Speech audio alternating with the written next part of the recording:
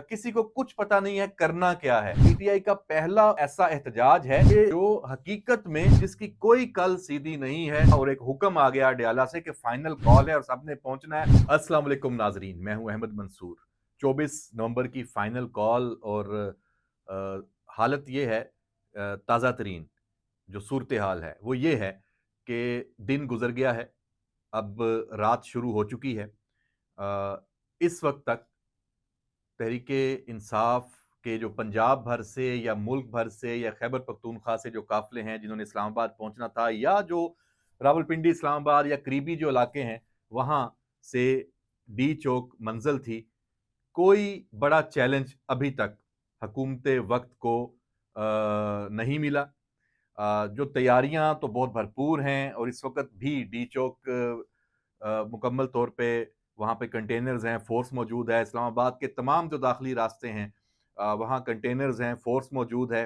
रावलपिंडी में इसी तरह जो मोटरवेज जहाँ जहाँ से भी इस्लामाबाद की तरफ रुख किया जा सकता है और जो इतलात थी कि यहाँ से कुछ कारकुन आएंगे, काफिले आएंगे, उनको कैसे रोकना है, वहाँ भी इंतजामात हैं।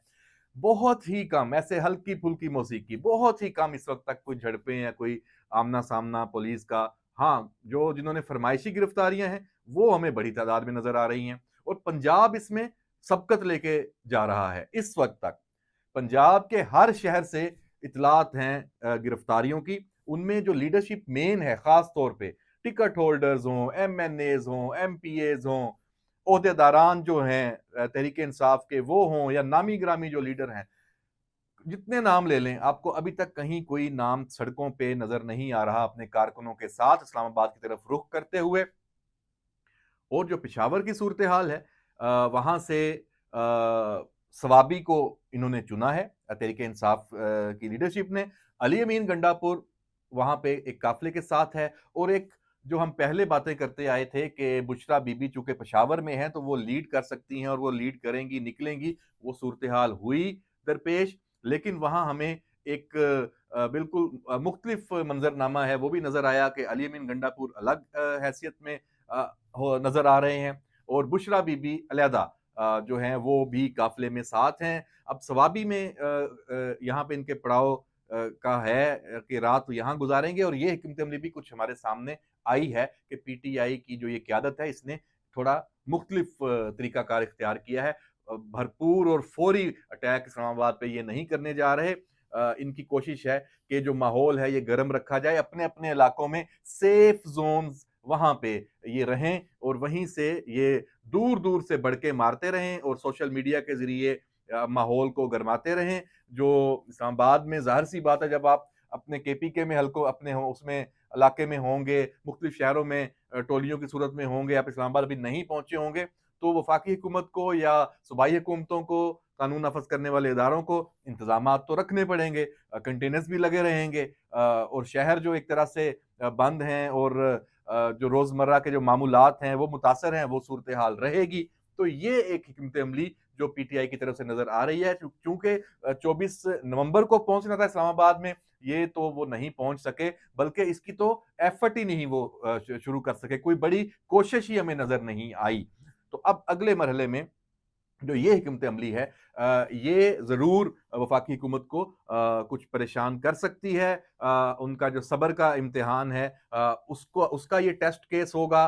ज़ाहिर सी बात है, जो पुलिस फोर्स है, रेंजर्स है, एफसी है, कानून नाफज करने वाले इदारे हैं, एजेंसियां हैं, सबके जो अहलकार हैं, उनको एक जब तवील अरसे के लिए, तवील अरसे से मुराद ये है कि कई दिनों के लिए अलर्ट रहना पड़ेगा, तो ये भी एक मरहला होगा, देखना होगा। लेकिन दूसरी जानिब चूंकि पीटीआई को वो ना सपोर्ट है, ना उनमें कोई तंजीम नजर आ रही है, ना उनकी लीडरशिप और कारकुनों के दरमियान कोई रब्त है, किसी को कुछ पता नहीं है करना क्या है। ये पीटीआई का पहला ऐसा एहतजाज है कि जो हकीकत में जिसकी कोई कल सीधी नहीं है, सिर्फ एक आ गई कि इतला और एक हुक्म आ गया अडयाला से कि फाइनल कॉल है और सबने पहुंचना है और बड़ी तैयारियां हैं।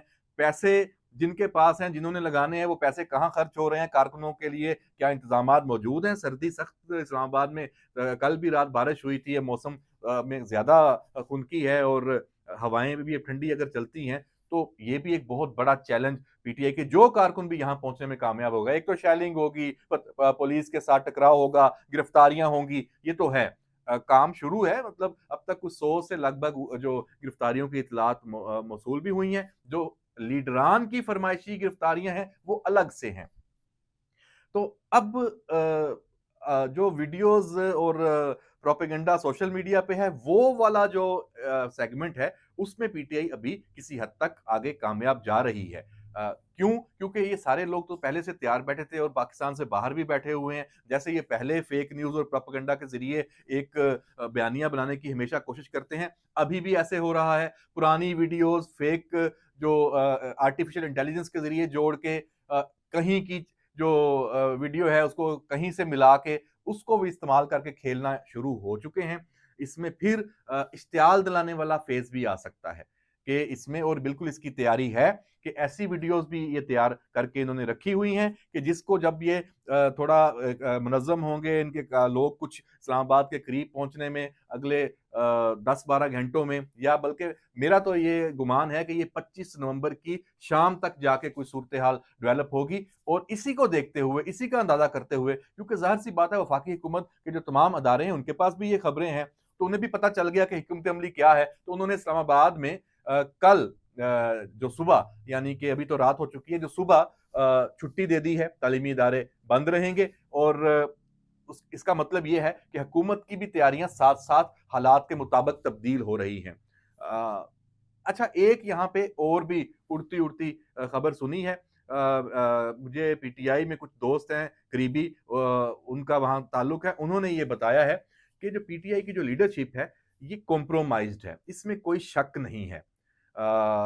और पीटीआई की इस कॉम्प्रोमाइज्ड लीडरशिप ने फिर यकतरफा तौर पे हुकूमत से कहा कि बेलारूस के जो सदर का पाकिस्तान का दौरा है, तो उस वक्त तक हम एक फ्रेंडली फाइनल कॉल रखेंगे और आपको तंग नहीं करेंगे। आप मेहमान हैं, उनको भुगताएं। ये हमारा एक गुडविल जेस्चर है ताकि हमें जवाब में फिर थोड़ा कोई अच्छा पॉजिटिव रिस्पॉन्स मिले। तो ये जो एक गुडविल जेस्चर है, ये कॉम्प्रोमाइज जो पीटीआई की क़यादत है उसकी जानिब से दिया गया है। और अगर हम इसको मिलाकर देखें कि अभी तक इस्लामाबाद में रेड जोन में जिन सड़कों से बेलारूस के सदर ने गुजरना है, वहां रास्ते भी खुले हैं। मैं खुद आज इस्लामाबाद बनीगाला से फैजाबाद I8 जो अब G8 F7, ये मुख्तलिफ इलाके इस्लामाबाद के ये घूमा हूँ।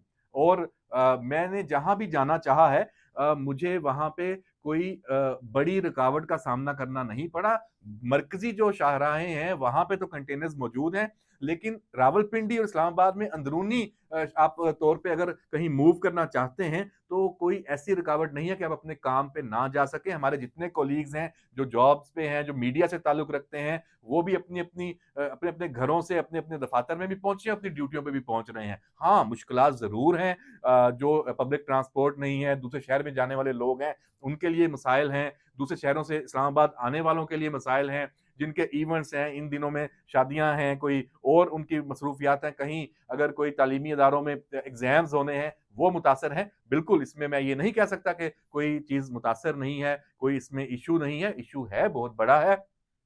लेकिन बहरहाल जो इस्लामाबाद और रावलपिंडी की जो इस दफ़ा इन्होंने जो एक आप कह लें कि हिकमत अमली और मनसूबाबंदी बनाई है पुलिस ने ख़ास तौर पे, वो बड़ी ज़बरदस्त है। उसमें शहरियों को का मैक्सिमम जो रिलीफ दिया जा सकता है, उसको वो फ़राहम करने के लिए जो रास्तों की बंदिश में उसको सामने रखा गया है। तो बहरहाल जी, आखिर में मैं आपको फिर एक हिंट दे दूँ कि जो खैबर पख्तूनख्वा में सारा जोर तो वहां है। वजीर दाखिला मोहसिन नकवी ने भी ये बात ऑन रिकॉर्ड कही है कि उनके पास जितनी इतलात हैं, पंजाब तो ठुस हो चुका है।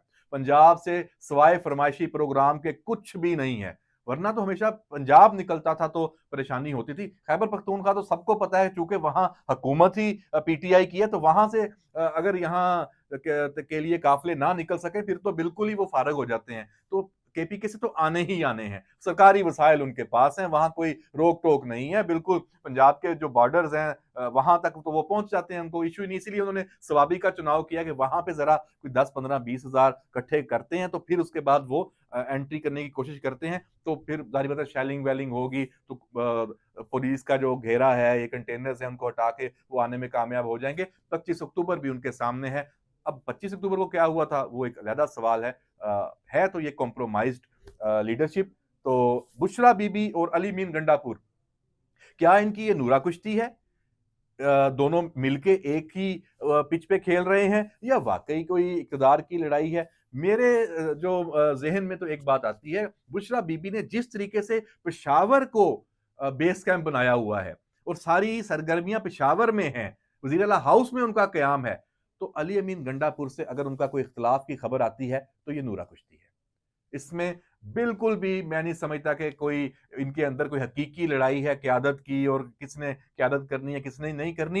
ये दोनों अपने इस जो लड़ाई का इख्तिलाफ का अपने कारकुनों को चकमा देने के लिए इस्तेमाल करेंगे और इससे भी बढ़ के ये अडयाला में इमरान खान को भी चकमा दे सकते हैं। कुछ बाद नहीं है, क्योंकि अपने ज़ाती फ़ायदे के लिए यहाँ कौन क्या कर रहा है, पीटीआई में इस वक़्त कहानी ही ज़ाती फ़ायदे की चल रही है। तो बहरहाल इमरान खान ने इस दफ़ा जो गेम खेली, उसने अपनी जो मरकज़ी लीडरशिप है उसको उसने उस तरह इख्तियार नहीं दिया। सब इस वक़्त फ़ारिग हैं, बल्कि अपने आप को साबित करने के लिए वो लगे हुए हैं कि हम बड़े मुख़लिस हैं और हम फ्रेंडली नहीं हैं, हम कॉम्प्रोमाइज़ नहीं हैं। उसके लिए फुटेजेस भी भेज रहे हैं, फरमाइशी गिरफ्तारियाँ भी हो रही हैं, कुछ आपको शेलिंग खाते भी नज़र आ सकते हैं, क्योंकि भई उन्होंने अपनी सियासत बचानी है, अपने टिकट्स बचाने हैं, अपने हलके बचाने हैं, वरना इमरान खान, बुशरा बीबी उनके हाथ में जब ये मामला आ जाएगा, वो तो फिर तुम भी निकलो पार्टी से, तुम भी निकलो पार्टी से, तो वो सबको इस वक़्त बड़ी परेशानी की सूरत-ए-हाल है। इसीलिए थोड़ी बहुत वो एक कोशिश आपको नज़र आएगी करते हुए उनकी, और ये एहतजाज का जो सिलसिला है, अगले 1 दिन, 2 दिन, 3 दिन ये आगे जाता आपको नज़र आएगा। हम इस पे नज़र रखे हुए हैं। डी चौक में वीलॉग के बाद फिर विज़िट करूँगा, जाके देखूँगा इस्लामाबाद में भी घूम के कि वहाँ क्या सूरत-ए-हाल है, उससे आपको अपडेट हम करते रहेंगे। इजाज़त दीजिए, अल्लाह हाफ़िज़।